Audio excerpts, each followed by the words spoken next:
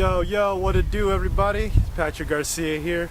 About to head off to a baptism party, shower, whatever.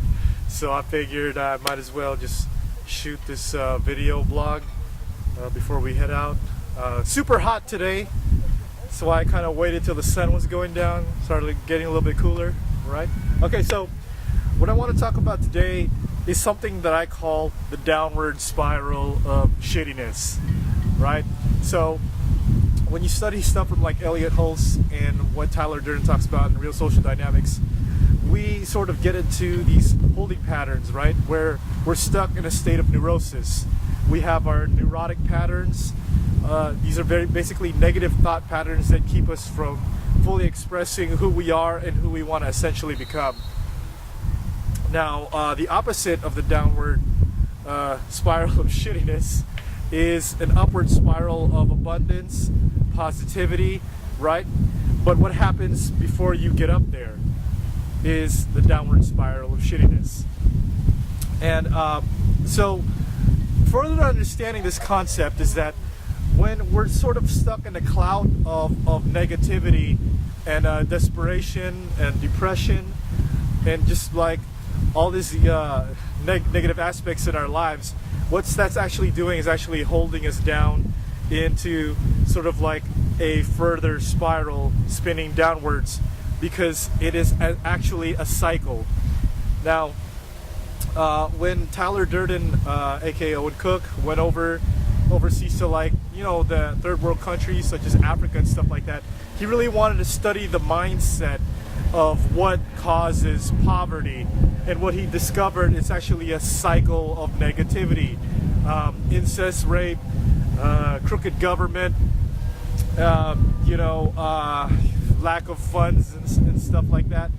It is actually people that are suffering in a cycle of negativity that keeps them there. And that's why, you know, you have the popular saying, the rich get rich but the poor get poorer. So let's examine on how I love how people started the whole saying of first world problems. Okay, so let's study how, you know, the downward spiral and negative cycles apply in, you know, the first world way of life. So, for example, take me for example.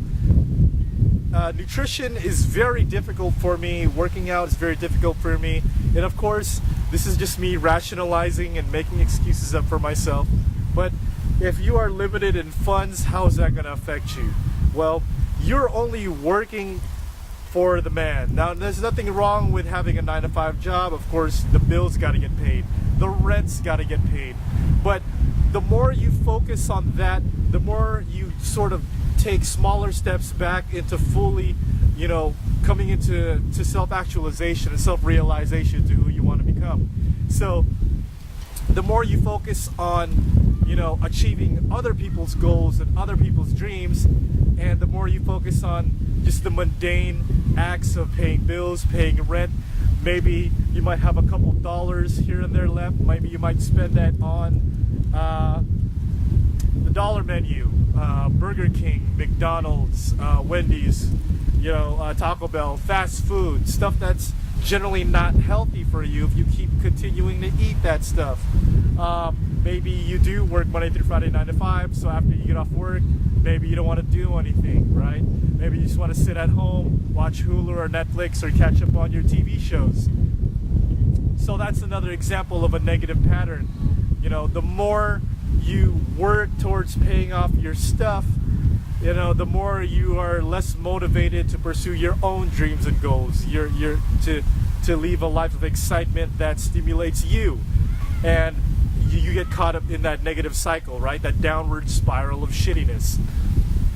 I see a lot of favoritism in the family, so let's take a look at favoritism in the family. When you're stuck in favoritism of the family, you know, I don't want to name any names, but this is sort of inspired by lives of people I know in real life. So let's say you have a brother, a sister, and another brother. That other brother is very blue-collar mentality, believes in working hard, saving money, being really efficient, sacrificing his social life to accumulate a wealth of funds. All right, now that sounds like a parent's dream, right? So they're gonna favorite that child. Well, what about the other two, the brother and the sister?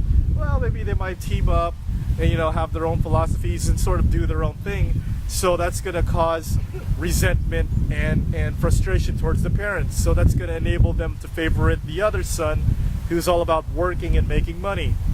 Well, the brother and sister might see that and they might go off and do their own thing, and then the parents get frustrated, and the more they favorite the other child and the more the other two sort of get jealous. So it's like an endless cycle of shittiness. It's like a downward spiral that keeps repeating itself over and over again.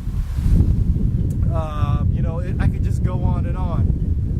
You know, so yeah, you are stuck at a dead-end job. For those, some of you who are watching this, maybe you might feel that you're stuck in a negative cycle of just like negativity.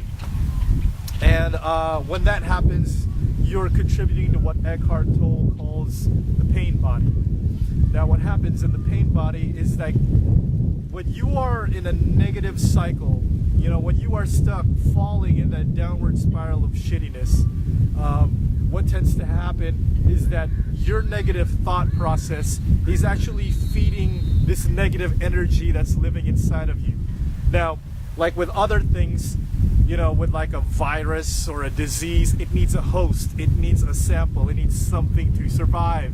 Now, when you have a pain body and you sort of like eat these chips, right, that have like empty calories and they have no nutrients, and you know, drink soda every day, and you don't really want to feel motivated to pursue your own greatness, and you just secretly want other people to fail.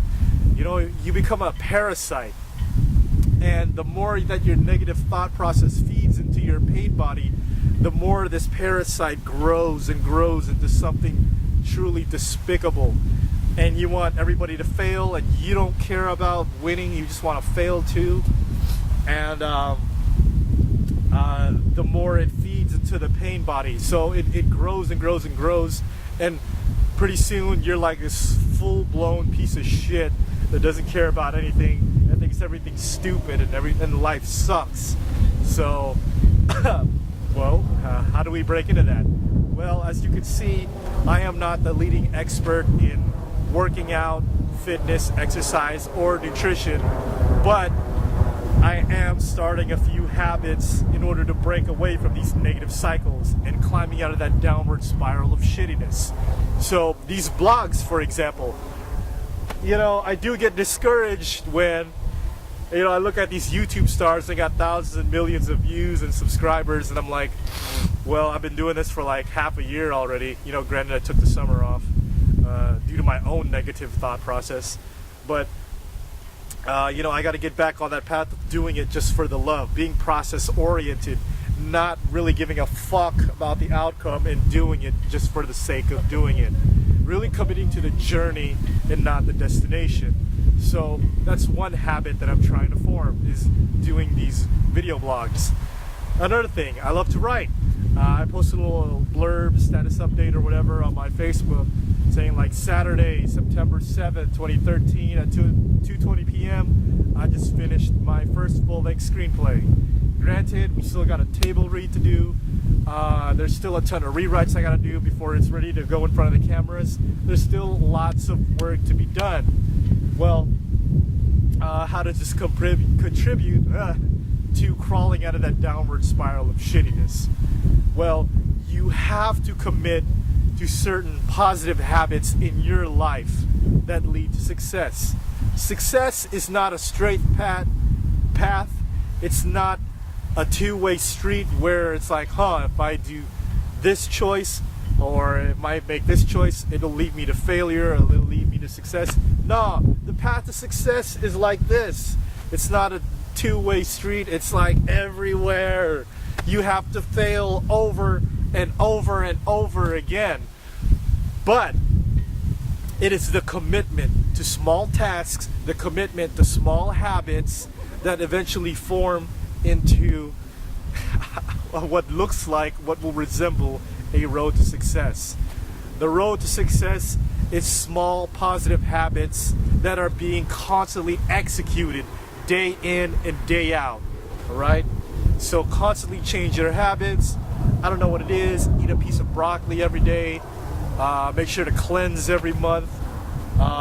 If you're building a business of graphic design or art, make sure you make time to do the stuff that you want to do day in, day out. Commit and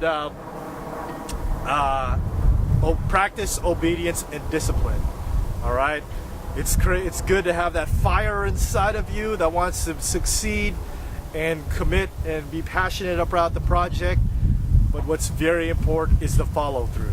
Well, how do you become successful in the follow through? You become successful in the habits.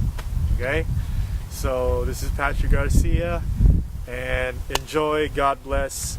Peace.